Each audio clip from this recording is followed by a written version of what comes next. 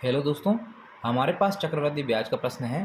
प्रश्न आपको दिया है 10,000 का 3 वर्ष का चक्रवृद्धि ब्याज कितना होगा जबकि ब्याज की दर प्रथम वर्ष 4%, द्वितीय वर्ष 5% तथा तृतीय वर्ष 6% हो। तो आपको क्या करना है, पहले वर्ष के लिए आप 4% निकालेंगे। तो 10,000 का 4% कितना होता है, ये आपका होगा 400। इस प्रकार निकालेंगे आप 10,000 गुणा 4/100। दो जीरो से हमने दो जीरो काट दी और 4 का गुणा 100 में किया, कितना आ गया ये आपके पास 400।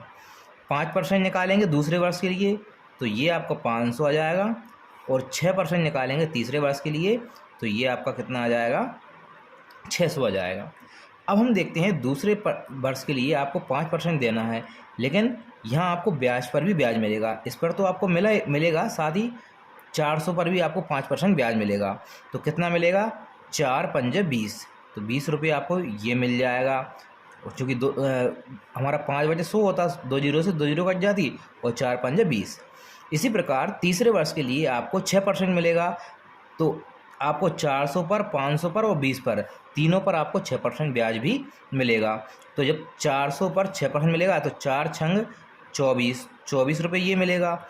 फिर 500 पर 6% मिलेगा तो 5 छक्का 30, 30 रुपये ये मिलेगा। और फिर 20 पर 6%, तो कैसे निकालेंगे, 20 गुणा 6/100। 20 से इसको काटा 20 पंजे 100, 5 से इसको काटा 5 एकम 5, एक बचे दशमलव लगा दी, 10 हो गए, 5 दूनी 10, मतलब 1.2 इस पे मिलेगा। अब हम टोटल को जोड़ देते हैं तो आपको चक्रवृद्धि ब्याज मिल जाएगा। ये कितना आएगा, 5 4 9, 9 और 6 15, 1500 आपके पास ये हो गए। फिर 30 और 20 50, 60 70 74, और ये 1 75, 75.2, तो ये हो गया आपके पास 75.2। जोड़ देते हैं इनको आपस में तो ये आएगा आपका 1575.20।